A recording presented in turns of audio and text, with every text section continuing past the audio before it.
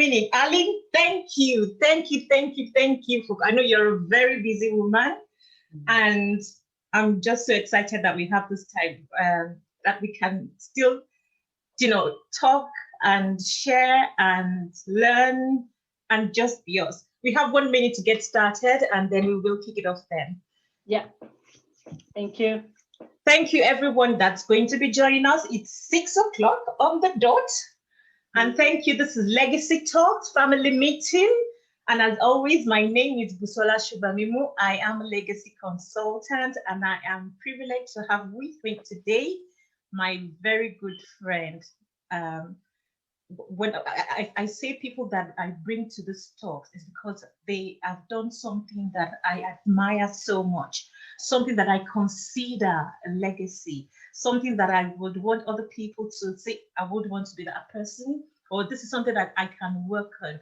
But before we get started, let me, just so I don't forget, I'm going to see who we have there. 1 minute now there.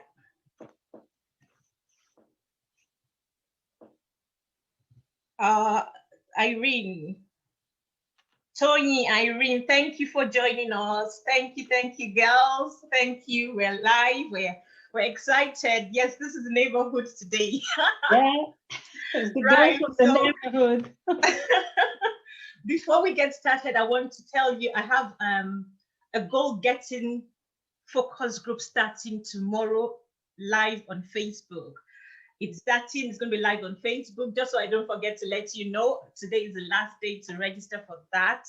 Okay. And it's going to be a 30-day program where I'm going to be helping us work on those goals that we desire to achieve before we're in the third week of the year now. Before we blink our eyes, and it's going to be 52 weeks. So just to put that out there, and thank you for joining us. As I've said before, my name is Busola, and I have today you see, when you hang out with this girl, you will laugh, you will, and you've gone out for a girls' night out and you will enjoy yourself. So I want to introduce my girl next door. She doesn't live next door, but she has that persona of the girl next door. So Aline Menjadeu, thank you, welcome. This is my girl. This is somebody that, anyway, I'm going to shut up now about it. Let's find out for ourselves about Aline. Aline, why I have asked you today to come on this talk is for the one reason that I find something in you that is uncommon, that is rare in people, especially people of African descent. We find it, we support ourselves with mouth, but you don't do that. You go all out. You go, once somebody is doing something, you're like, how do we support? And you go all out, and then yeah, I've done that, and it's something that's very uncommon and it's admirable. How do you do it? I want to be like that. I'm not like that. I try, but I'm not fully there. So how do you do it? What do you think of, that just gets you to jump in and just be there for others? Yeah, so first, hi everybody, and thank you, my dear friend, for inviting me. As you heard, my name is Aline Menjadeu. So I'm just going to give a little bit of background with myself just before I can actually bring to the questions how I became that person a lot more. So I'm from Cameroon originally, and I'm a mother, I'm a wife. Nigerian now. Precisely, Yoruba. Sorry, the Igbo friends. So I'm from Cameroon. I'm a mother. I'm a wife. I'm a daughter. I'm an employee. I'm a sister-in-law. We have all those roles in our life that define who we are. And I was born in a country called Gabon. I wasn't born in Cameroon, as a matter of fact. So I've been living in Ireland for almost 20 years now. Next one is going to be 20 years. So, and I work as a consultant in a company in Dublin. And I can say, when you ask me how do I do that, and I can tell you that there's something that I can honestly say is each one of us are born with a natural born, a God-given gift. So I say every single human, 7 billion of humans on the planet have a God-given gift. And that's one thing that I strongly believe. Now, I know I have been challenged by some people about that, but I strongly believe that you're born with your gift. But a lot of events happens in your life where there's 4 categories of people, some who knows about their gift from a young age, depending on the environment, some who are oblivious of their gift, some who know about their gift but in denial because they don't like it, they fancy someone else's gift, and some who know about the gift but they don't understand it. And I would say my life has been a journey of all these 4 people. So when I was growing up, I remember I used to be the one that people, you guys don't understand French, but I will translate in English. I used to be the one, you remember one of these your friends where you will always push you, say, go now, you can do it. Yeah. So I was always that person. I was always that person who would give him the kick and say, no, you can stand up, speak. You can speak for yourself. And if you're trembling, I say, she wants to say something or he wants to say something. So, and I did not I never took it as a gift, actually. I never realized it was a gift for me, actually, until a certain age, a certain point of my life, because I had to go through phases to understand it, which is the journey of human beings on earth, right? Where some people are born in an environment that enable them to flourish with their gift. Yeah, like depend if you have amazing parents. I'm not saying the parents who don't nurture your gift are not good, but it's just a lot of times it's based on the expectation of your parents. So your parent wants you to be a doctor, you want to be a footballer, all those things. Or the environment, maybe there's war, or there's a crisis in your family, there's something. So there's a lot of situations. So for me, I would say, before I can talk about that part of me that you admire, and I admire, yes, that I believe is my God-given gift, is that I was brought up by resilience. My mom is the indication of, like, when you look at the meaning of the word resilience, she is a number 1 person who lived by that code. She's very resilient person. When my mom believed, no matter what comes, the thunder, everything, if she believed in something, she's going to go for it till the end. Wow. So we grow up with that. And that's why I feel that resilience has allowed me to actually nurture my God-given gift, where I have always had this thing that I can be around someone and someone start talking, I can actually see what's amazing about them. I can see, sometimes people don't even see that. I'll be like, this person is gifted with this, straight away. Yeah. And if I feel like you're scared, I say, no, you can do this. Just, and I would, I'll push it right there. Yeah. But the reason why I say earlier that there was 4 phases in my life is that there's a problem with gifts, is that if you don't understand them, or if you don't really realize that's your gift, you can make a mess of it. So there was a time of my life where I had a stamp in my back. Some of my friends would say she's bossy. Right. And I believe my God-given gift is encouragement. And a lot of time, there was a time I refused it. I felt like I was supposed to be a speaker, whatever, something bigger. Because encouragement means you're going to have to stand at the back and be the person who push. You don't always have the front line. And you go through a different phase in your life where you feel, no, I don't want to be at the back. I want to be in front, and God say, no, that's not who you are. You just have to give the courage to your friend. Yeah. Sorry, go on. Sorry. Yes. And that's what actually, I can tell you about the different phases, but that's what actually made me more perfect, because I'm at that phase of my life where I have accepted it, where there was time in my life where I wasn't happy about this, and when you don't use your gift well, you actually do the reverse. It has a reverse, because God-given gifts is about people, isn't it? It's about serving others. The gift now start becoming about you. You want to push people, you want to do things the way you feel is you're right. Yeah, so 1 minute, I'm just going to acknowledge people that are here. Thank you, Lucy. Thank you, Maria Ojenon. Thank you very much. Irene, Adeline. My auntie is here. Hi. Evangelicity Liar. Thank you. Eniola, okay. Thank you, guys. Thank you for coming to encourage us. Yeah. So, Aline, before I let you go on, you said something about, because you were an encourager, you went so pushy on that particular angle of your gifts. And And I know that indeed a lot of people think that for you to express yourself in the fullness of your gifts, you have to be at the forefront.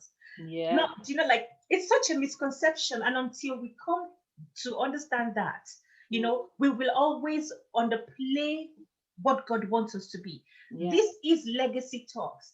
And that's why it's important for us to highlight things that we might be missing on. Sometimes you're called to be the one at the back, and that's where you're fulfilling your role. So it boils down to you finding your identity, knowing where you're supposed to be, and then doing what you're supposed to do. You said as well about environments shaping us, nurturing the gifts that we have. Yeah. And you mentioned about parents and roles and they want you to, especially African parents. Oh my gosh. If you're not a doctor, you're a lawyer. If you're not a lawyer, you're an engineer. You dare not say you're a musician. You want to be a footballer when we were growing up, Yeah. So thankfully, we're being more enlightened to appreciate skills. So thank you very much. I'm just going to see if there's any other comment. Sonia, thank you for joining us. Yeah, Wanu, thank you for joining us. Thank you so much, guys. So we're going on then. We have a lot to hear from Aline today. I said when I hang out with this girl, I come back home in stitching. Sometimes I have a headache the next day, but we'll learn first. Yeah. So go on, Aline. Yeah. So when I was saying that, I have went to just 4 people, which means the one who doesn't know their gift and doesn't know it's their gift, the one who doesn't understand, and then the one who is taught that my gift should be something else, and then the one who misuse it. Yeah. I have to say that I'm thankful to have been in Ireland because it's a foreign land, and when I arrived here in Portlaoise, there was very few Cameroonians. Actually, there was no more than 2 people, and so I was very isolated, and it means that I have to be with myself now and trying to figure out who I am in different ways. Started a new life. My twins boys were born out of wedlocks. I brought up in a Christian home, so there was a bit of issues in the family because of that. I love that juicy bit. We're coming back to that. Yeah, my mom was very, very back. My mom has always been an elder in the church, and I was what I call the dragon child. The dragon child means that I never missed a day at church when I was growing up. That's a fact. I did everything my mom wanted to do, and but I was busy going to the club, man. My mom didn't know. I nearly got caught so many times. So I would say that I come into a place where I'm on my own and actually find the Lord here in Ireland, and I had to identify who I was. And it was a very tough time because then the journey of self-awareness and self-identity is very hard because you can go the wrong way completely. And I have to say that I went a little bit off because then I'd become that Christian and I believe that I can save the world and I'm better and everything. So I use that thing that I didn't know was my gift as a way of kind of boss everybody around. Nobody can talk to me. You have to believe. And then I went down here where I felt like, okay, what's going on? Because there's something about our environment that affects our ability to use our gift. What we need to understand is that when you're gifted in something, you need to actually learn. It's a learning experience. Gift is not about yourself. Like you are using this platform as your gift to serve others. It's more effective that way. It's more effective when it's about other people. But the reason why people make it about themselves is because they don't understand the gift, or they don't even want, or they're in a place where they're not supposed to be in the first place. But how did I realize encouragement was a gift? I had to encourage myself for a period of 5 years on my own. And let me tell you how. One of my sons is a special need. And before my son came, I had women's meeting, my church, friends everywhere and everything. And suddenly, anybody who raised autistic and very, very low function autistic, like he has learning disability, everything you name it, all the Alberts, he didn't have the luxury of having the first intervention from the young age, coming from a third world country was a little bit tough. So we had to start like a program. But there was something that was amazing, that suddenly I find myself alone, as in no fault of my friend, but they just disappear. Wow. And I was, oh my God, there's nobody here now to support me. Like, what's going on? But I was so busy. For some reason, I did exactly what I do today. I started pushing myself talking to myself. Like my daughter will be like, Mom, are you okay? I'll be like, I can do this. I'll wake up in the morning and they will hear me saying something like, oh, no, no, no, that's okay.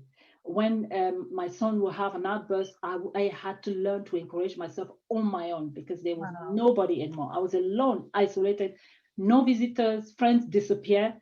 And I don't hold them for that. I didn't even have time to be begrudging them because I was so busy trying to survive with this boy. I traveled 3 hours to go to Dublin from Portlaoise every day, 2 hours, 1 hour, depending on the traffic or the weather, full-time job, 2 other kids to manage. I was a single mother at the time. It was really intense, very intense.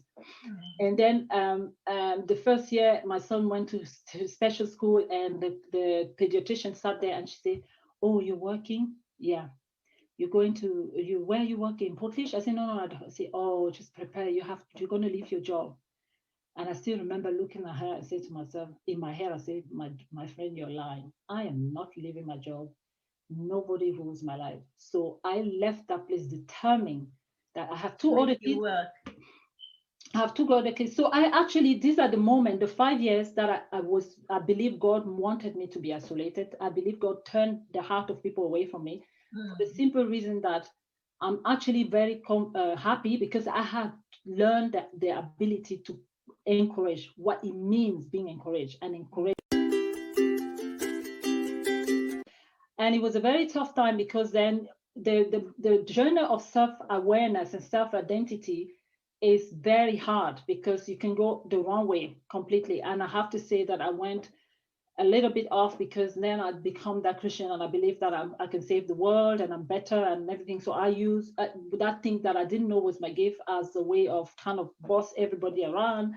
Nobody can talk to me. You have to believe. And then I went down here where I felt like, okay, what's going on? Because there's something about our environment that affects our ability to use our gift. What we need to understand is that when you're gifted in something, you need to actually learn. It's a learning experience.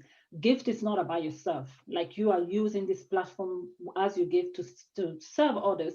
It's more effective that way. It's more effective when it's about other people. But the reason why people make it about themselves is because they don't understand the gift or they don't even want, or they're in a place where they're not supposed to be in the first place.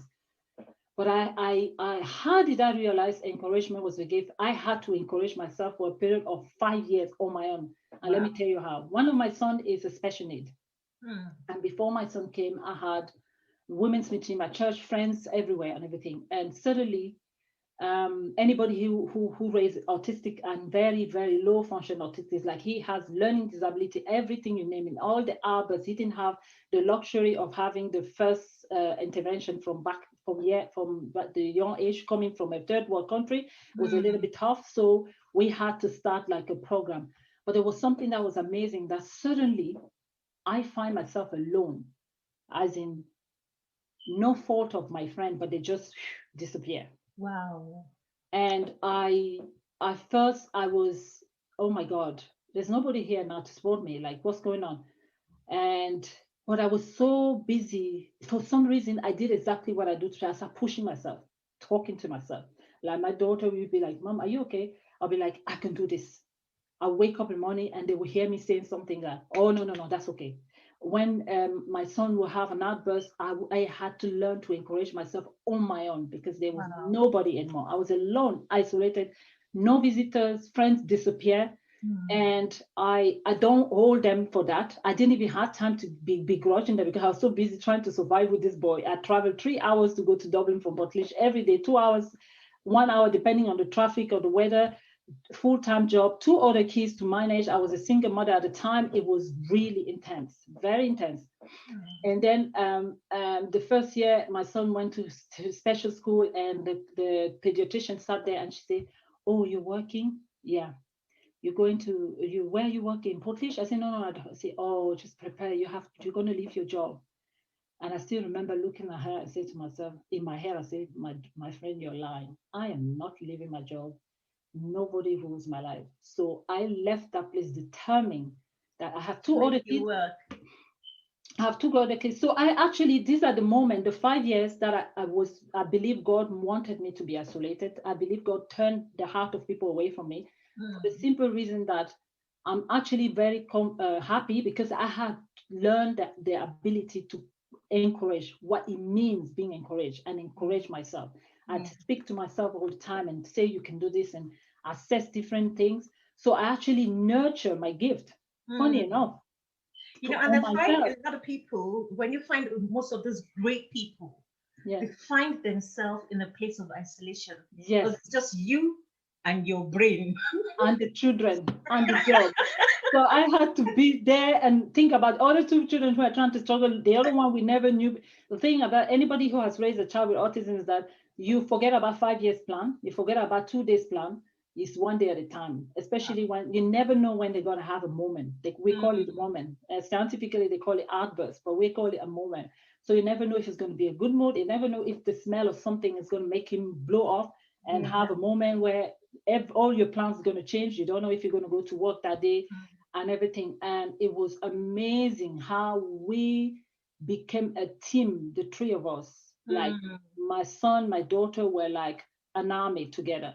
I want to bring you back to, I know you went through all the situations that shaped you into the person that you are today. Yeah. But what was that one? Is it the same thing that made you being there to be able to support your children, support your family? Is that what you were able to extend to outside then? Was it the same? Okay. Yes, because the reason why I'm bringing that is that those moments of darkness that I actually understood the value of encouragement, understood, and then God, it was clear to me that this was a part of me. Most people say, "Oh, you're very strong. How do you?" In my head, I'm like, it's actually true. But those words that I was speaking to myself, and it was so natural to me, and I was not even aware that I was on my own anymore. Affirmation. That's the moment I realized that by the more I was feeding myself with encouragement, the more it was becoming a part of me, where I could see someone, I knew that they need. I felt the value of telling someone, "You're going to be okay, don't worry." So going to autism's group with women and hearing them talking, I say, "Yeah, you're going to be okay. You know, this happened to me. This is what I did. And it became a part of me much more than before." And what I think is it was even nice is that I started accepting that it was a gift, because I started seeing the impact it was having on other people around me. And I say to myself, wait a minute, I thought I was supposed to be a big hotshot woman and an accountant. Remember, I told you I changed my career onto stuff that were not even me in the first place, right? Even at work. And even initiatives that I was trying to do stuff. And then I realized that, no, wait a minute, I'd rather be in a place where I kind of push people behind, push them behind. And I cannot overemphasize that, because most people think you have to be, no, you don't necessarily, it's just once you find yourself, once you're able to identify who you are, your role, your purpose is working in it. And if you don't, I was in a coaching session yesterday afternoon, and what I got there was, you can have a mandate, but if your mandate does not have the backing of the word, you will struggle. The resources are there to support you, but you will struggle to fulfill it, because you have to go out and look for the resources. They are there. Yeah. But because the backing of the word is not on it. However, if it has the word backing you, which you, in this case, you're using the positive affirmations to lift you up, but in other circumstances, you need an actual word for the season that you're in.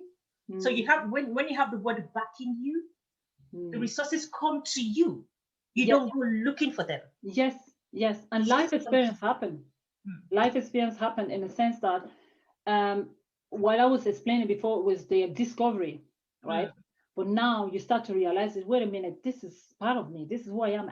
I get so excited when I see someone. I'm always happy when I see someone doing something.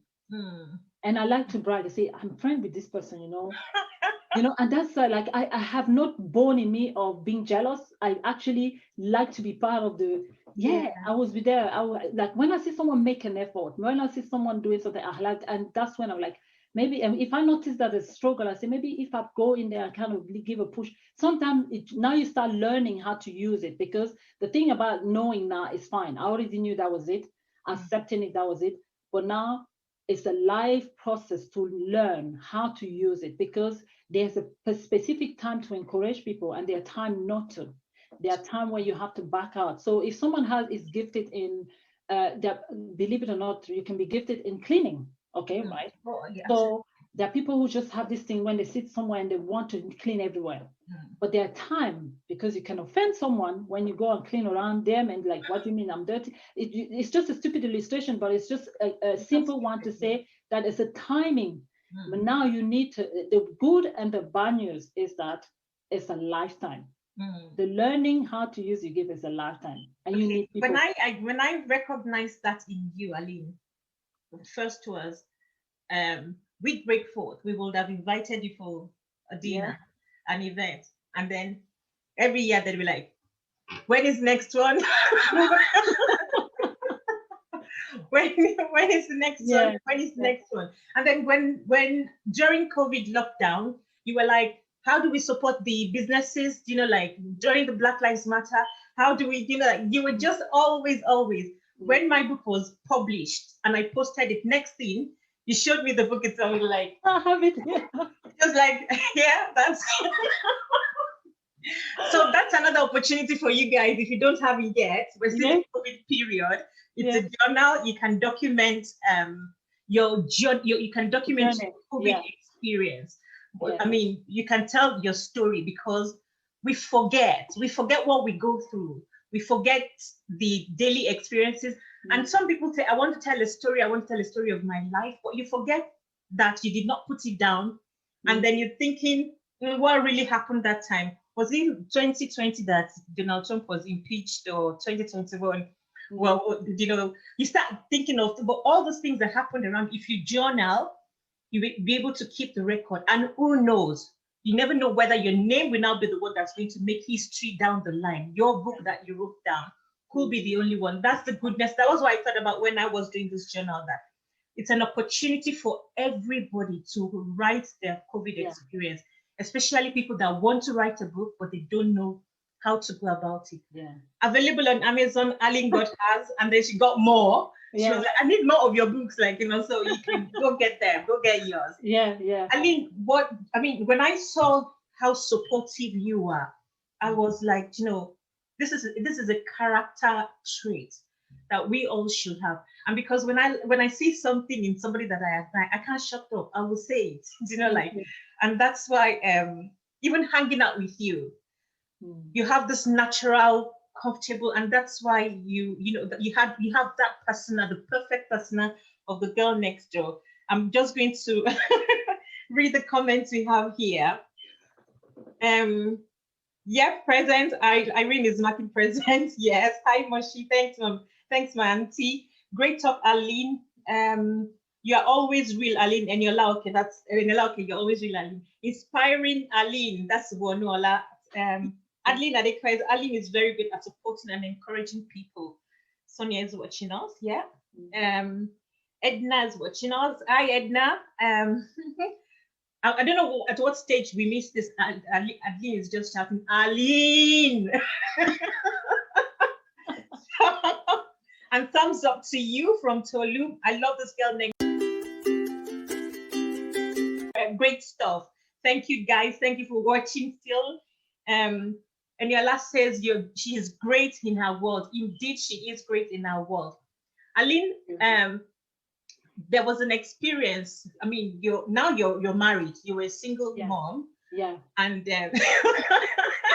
Lucy, I think Lucy should have been on this call as well, because Lucy had some funny stories where we went out there. I would love to share with people as well. But we went out on the night. I'll just give a brief background to this story, if that Aline is going to educate us on dating a little bit.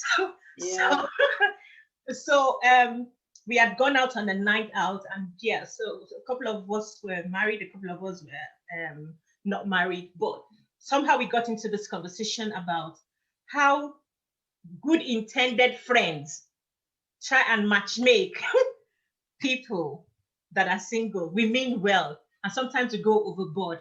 So Aline, I just want you to share that part of your story with us. Yeah, so marriage, single life, like we need to identify that marriage is a gift first. That's one thing that I think a lot of women got confused at some point in life, believing that they did something special, and that's why they married before someone else. So Hmm. you find that indirectly, without realizing it, the married women tend to lecture a lot the single one, especially if the single one is already older and they're Hmm. still struggling to find the right person. And they're not mean, they're well taught, like the ones my married friends that I experienced, they're well taught, but they made more damage than they taught, right? Hmm. So I've learned that the hard way. So all my single friend now, I'm not fixing nobody. I am not thinking that because I'm on the other side now, I have done something special to meet the right person, because anybody can be married, but you can be married in a marriage of hell. Hmm. So good marriage is a gift, really. For me, I believe that it's a gift from Hmm. God. And I feel sometimes we tend to want to fix and directly fix our friend and say, you should be on my side. A lot of time your friend just want to be with you, just not because you're married. She just love your company. She just want to be your friend. And she's Hmm. not necessarily interested in you reminding her indirectly how she needs to be on the other side. Hmm. Sometimes you just want to have a girls out and help you with the kids. If she doesn't have kids, just be around you and just enjoy your company and your children's company. Yeah. And what I've seen over the years is a lot of times people always say, don't worry, you get someone, one day. That is very condescending. I'm begging you guys, don't do it anymore. If you're doing it, single girls will not tell you that, but they go home feeling really bad, because then you're reminding her of her status every time she's with you. Hmm. And then the other thing is seeking all this. A guy comes in the church, he looks well dressed up because he wears his Sunday clothes, and suddenly 2 days, Sundays, and they're all fixing you with this guy. They don't even know if he's a psycho or anything. A lot of time we have to, there's nothing wrong with setting up friends, and don't get me wrong, I'm just feeling sometimes what you know already about your friend, find out if the person is a fit first before you even engage into a setting up, because a lot of situation people have found themselves been set up with people who were actually, it was even better for them to stay single forever, if you see what I mean.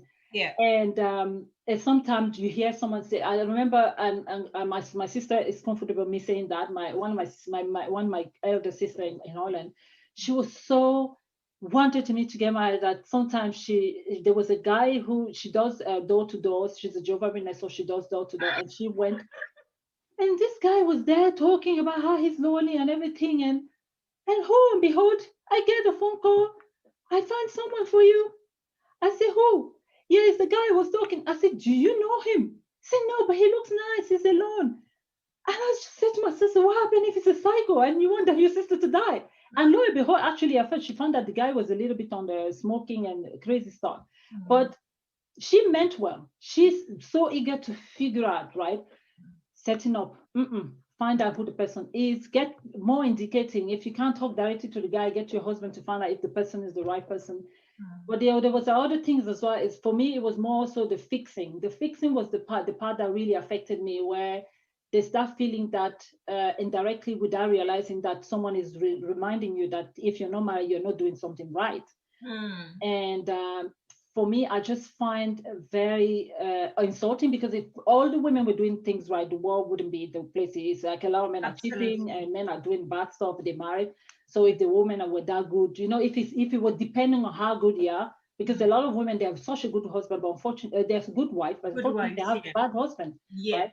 So reminding your friend that who's not married that they need to adjust their posture, they need to talk differently.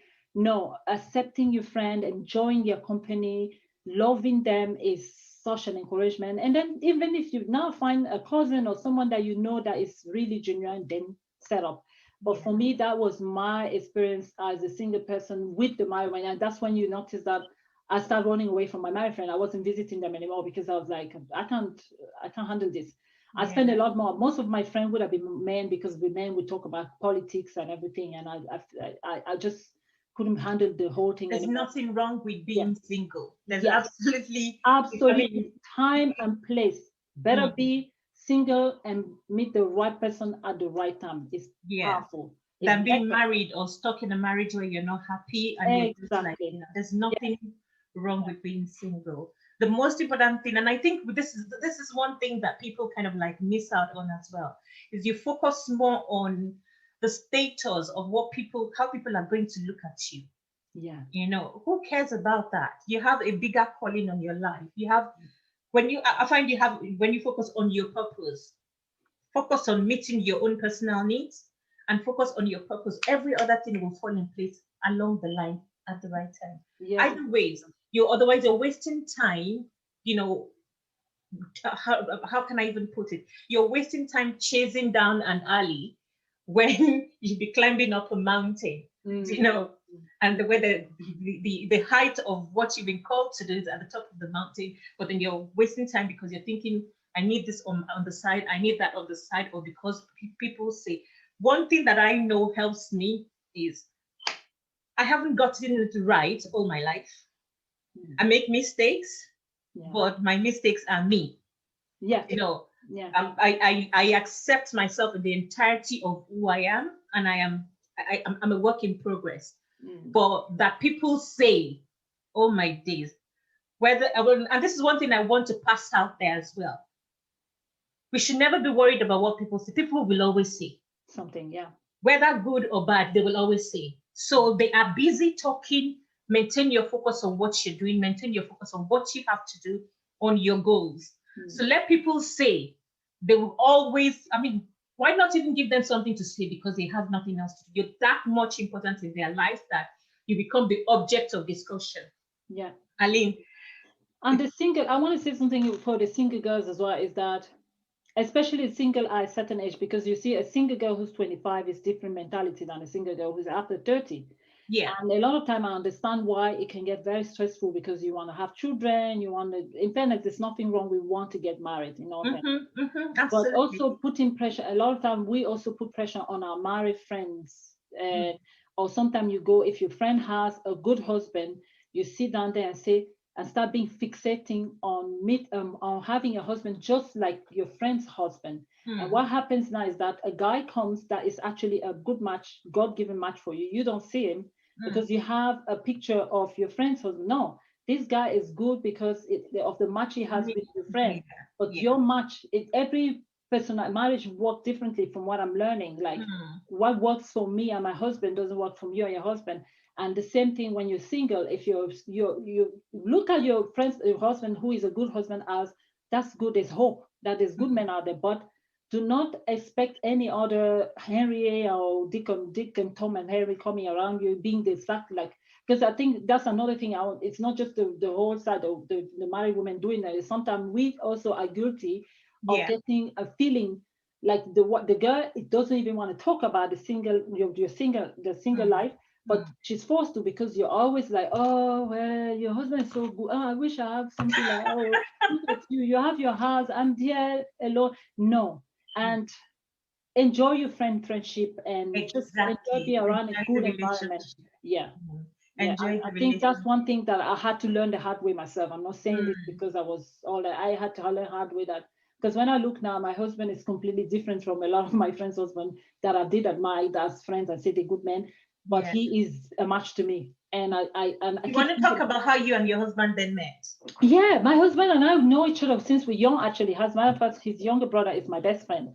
We were in the same gang of friends. And funny enough, he's older than me. And you know the way when you play with your friends outside in the rain and all that, the big brothers are never your interest. So it seems like when we were a teenager, he liked me. But I was young. I was a friend of his younger brother. And apparently I was too high up there that I felt like this girl is never going to look at me. If I'm even talking to her, she's going to tell me to get lost. I didn't know that until years later. That's funny. And obviously he left the country before me. I was young, he left and we lost contact, and I left the country as well. So I was more friends with Eric, who is my brother-in-law, which is my best friend. We were the same group of friends together. And God is powerful, because I think when he came into my life, it was a time where I was like, God, I don't even want to get married. Just leave me alone. I'm done.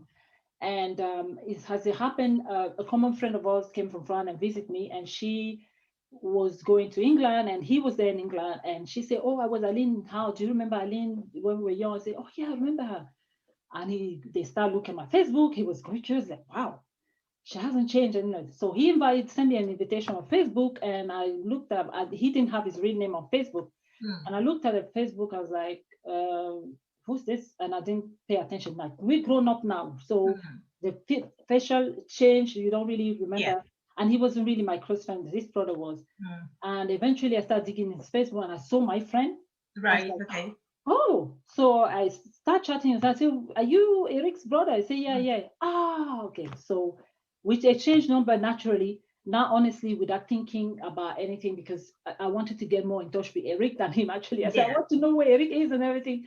So I got in contact with Eric and we just start talking and everything. And he came and visit.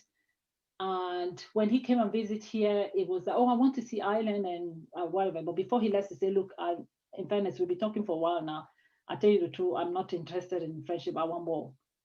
I was like, okay, this is a bit, okay, so let me think about this. So we did fast and pray. He asked me to fast and pray. He's the one who initiated fasting and pray and decide if it's the thing. And we start talking in February. This guy was already engaging me in July. It's like, and when you love a woman, you don't waste your time. That's it. I'm not missing this opportunity. I missed that years ago. That I will tell you, I went into this like being comfortable with the fact that all our family know each other. We grew up in the same area. But having said that, I was petrified. But I'm glad I took that risk, because up to today, I don't regret it. So it's really much, there was a big gap from the time we grew up to now, and then we met it, and then he left everything from France. He abandoned his job and said, I'm coming, because I told him I had a special need and I'm not moving out of this country. I can't move my son. It's going to be hard to start again. He said, no problem, and he abandoned his job and he found a job here in Ireland, and that was it. Like a fairy tale story, isn't it? It is, absolutely. And what I find with relationships at a matured level is it happens even faster, because you guys are, you've had a better think, you've had a better experience of life. Yes. I remember back then in school when like anybody is talking to me like, I love you, let it run. I'm like, yes. What do you mean I love you? Life hasn't tested you. What do you know that love is? You can only spell it. You don't know anything more than that. So I love you for me, it means end of story. I don't want to talk to you again. I will run. Yeah, exactly. Yeah. And I was actually trying to make him run. I said to him, hey, look, I have a special need, because that was my line. When I knew someone, I wasn't interested in someone, I say, yeah, I have a special need. And you see the person do, oh, yeah, and they don't call you back. So I used to use my, God forgive me, but I used to use my son as an excuse. But he says, so what? Irene is saying, yes, Aline is your match. Yeah. You have this is the final one now, that you have this special affinity for, I know you love Africa, no doubt. Yeah. You love Africa to a core. But you have a special affinity for Nigeria. How did that come about? Not just for Nigeria, for Yoruba. Now, having said that, I love the Yoruba language, the way it sounds. Just, I think Yoruba are very prominent in Europe in general, whether it be all over the world. And they're not afraid to speak their language wherever they are. Like, even if they're in both office, they say, hey, blah, blah, blah. So it happened, right? Well, I used to like that, but the interest in the Yoruba language just happened recently. But the reason why it's just I like the way, I don't know, you guys explained to me recently that even the Igbo does that, but for me, the Yoruba are the ones that always seem that are not afraid to showcase their culture publicly. I think they go to parties, they have all this head tie everywhere, they don't care what people think, they speak their language, they're proud to be Yoruba. That's one thing I know, a Yoruba person doesn't shy away from being a Nigerian, and then there's the life there. And for me, I'm very keen on identity.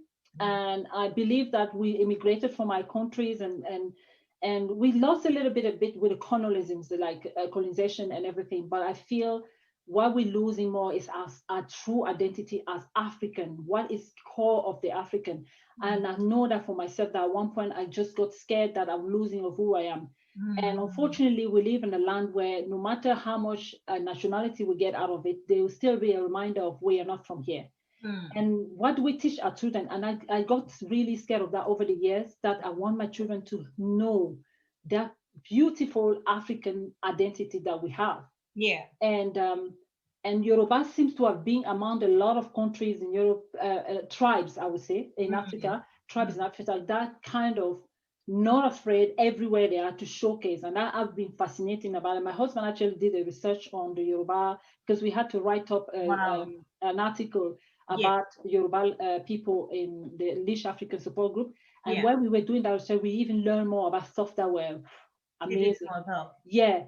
And I hope they don't lose that by Mm. trying to be too I much. don't think so. I think it's Yeah. even becoming there's a fresh awareness Yeah. of an African identity, and Yeah. people are embracing it. Yes. And this is family meeting legacy talk. So there's a fresh awareness of embracing who you are in its entirety. Yes. And you find it in the Igbos as well. They go all out.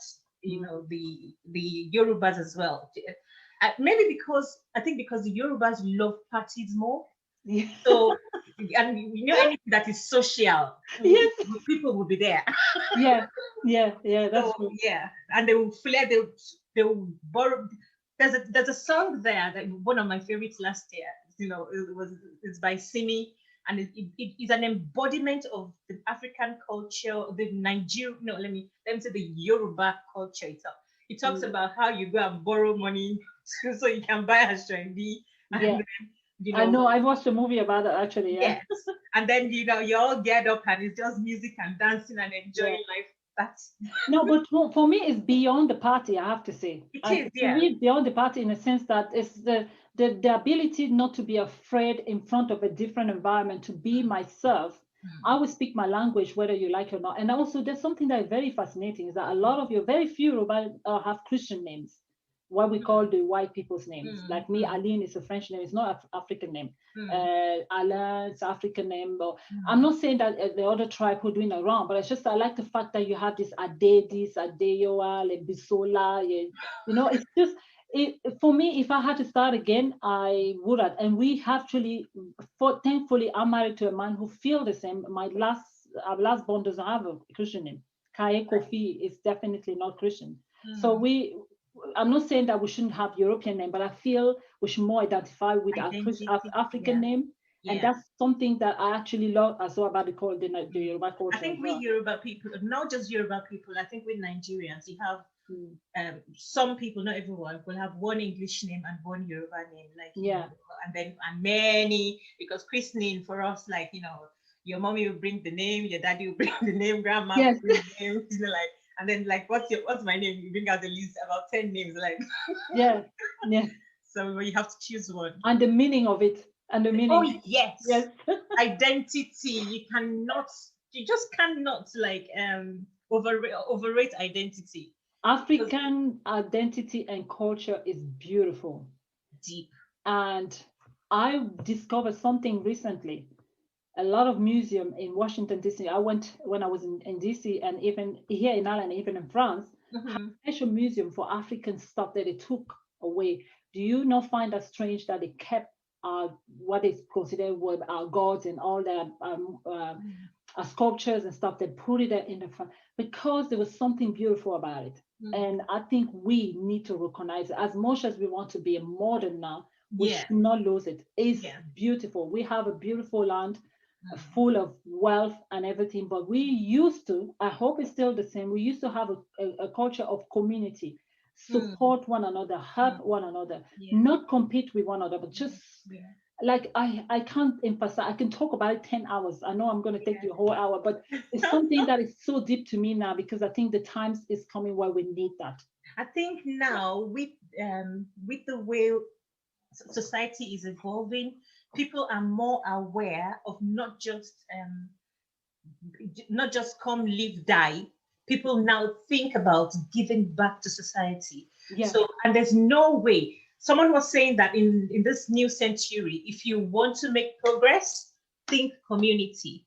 Think community and look for something to do. Let your footprint be left in the sand, that this is what I did while I was here.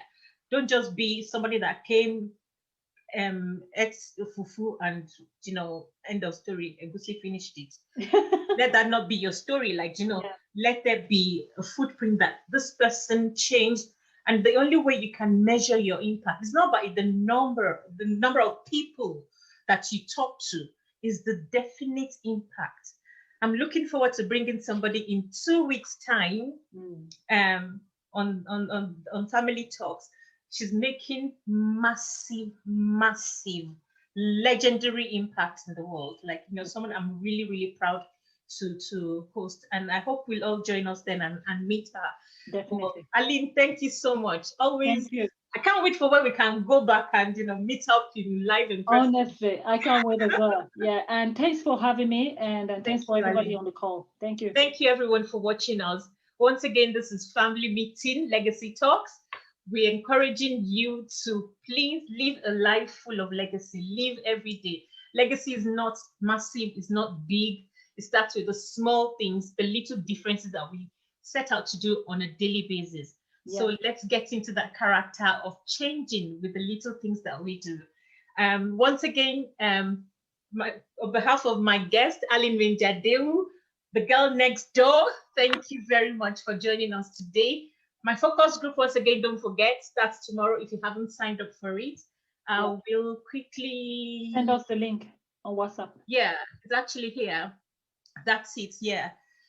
I'll post the link at the bottom of this. It's starting tomorrow, and it's for 30 days where you can, join in with others and put out your plan and get it done. Just, put out your plan of what you want to do and work on it. 30 days straight. So I will put the link at the bottom of this when you come back to it.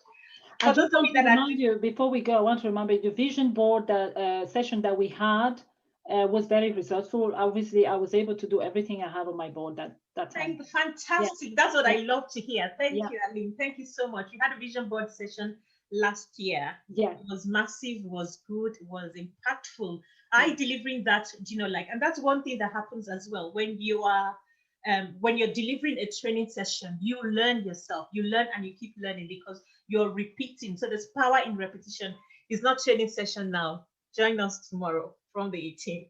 Thank you and God bless. Bye-bye. Bye, everyone. Thank you.